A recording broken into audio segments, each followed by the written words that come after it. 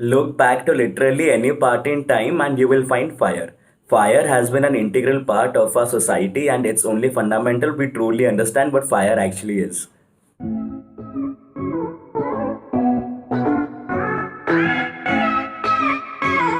However, in a discussion or argument depends on how you phrase it with a friend I had the other day.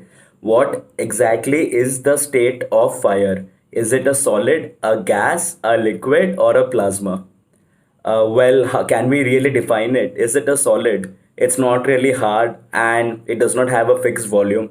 Is it a liquid? Is it a gas?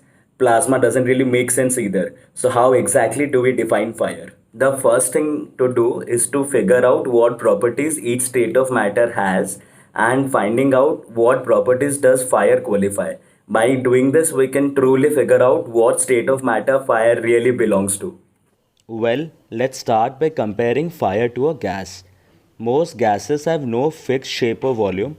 Fire doesn't really have a shape and the volume expands or contracts depending on what you add to it. So it's a gas, right? Not quite. If you put fire in a container, it's not going to expand and fill the container in the same way as any other gas. This disqualifies it from constituting a gas. Next, we'll check out a solid. That would mean it has a fixed shape, nice and stable. The biggest issue here is fire not having this main integral property. If you try and pick it up, it will burn through your hand, likely, rather than keeping the same shape you found it in. It moves if you blow on it. Fire isn't a solid either. Up next, a liquid. Liquids don't have to conform to a particular shape, meaning it's looking good for fire, right? But they also do have a fixed volume, something that fire undoubtedly lacks, so it isn't really a liquid either. If you look at fire's atomic structure as well, it's not exactly able to form structures like the other forms of matter, not under the influence of a magnetic field. That means you'll never be able to have a fire electromagnet. I'm so sorry to disappoint. In addition, fire will cease to exist if it isn't continually fed, unlike all other forms of matter which are able to continually exist. Lastly, laws of physics don't permit extracting more energy out of a substance than you put in. That's like getting more money out of a already empty debit account. It won't work. There's overwhelming evidence that fire isn't any of the aforementioned states of water. So what is it? There's only one state of matter that can truly explain maximum of the properties of fire, and that's plasma. Before the discovery of plasma, it was widely believed that fire was its own state of matter. However, the reason that fire did not get this classification is because it most likely behaves like a plasma. A plasma is like a cloud of electrons in a superheated state. The electrons are moving around the nuclei rather than being fixed. It's like a particle cloud. Fire has the closest resemblance to plasma. Some scientists believe that really hot fire can be considered into plasma, but low temperature fires are most likely highly heated gas. This is because for a plasma to occur, high temperatures are required, and fire usually starts around 400 to 500, which is not really hot enough for plasma. At this state, it's most likely considered as a really heated gas. Fire does have free moving electrons in it, but the quantity of such electrons are very less. The fact that the electron density is so low means we cannot classify fire exactly as a plasma. This is why we say fire in a superheated state might be a plasma or in its low state might just be a heated form of a gas. Let's do a small experiment to find out what properties does fire actually have. In this case, we are going to use a candle flame which has a temperature of around 800 to 900 degrees Celsius. Candle flame has many free moving electrons, and let's see if we can find some electrical properties in the state of fire.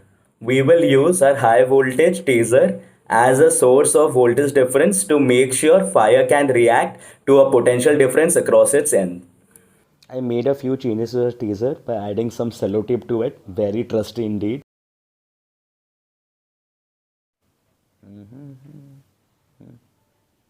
Meh, doesn't seem to work.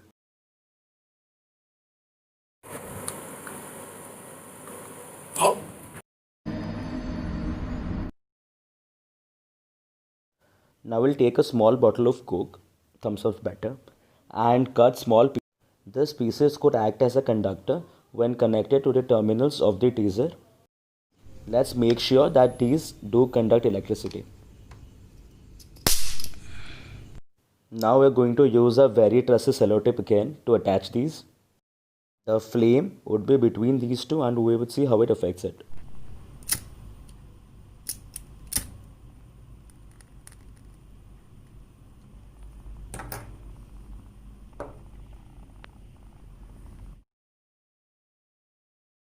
Flame contains charged particles which are attracted towards the negatively charged terminal which is on the left. As you can see, the red wire, it goes towards the left. Now we would flip our contraption and the flame should go towards the right, which is a negatively charged terminal.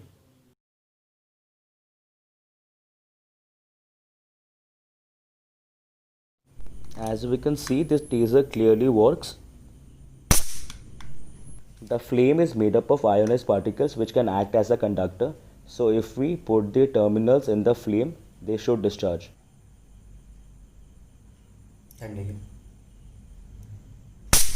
आवडतं करूया.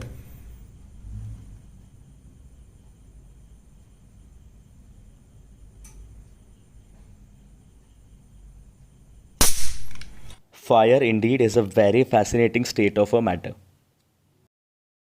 Thank you for watching. I hope you learned something new. If you like this video, give my channel a subscribe. Thank you and see you in the next video.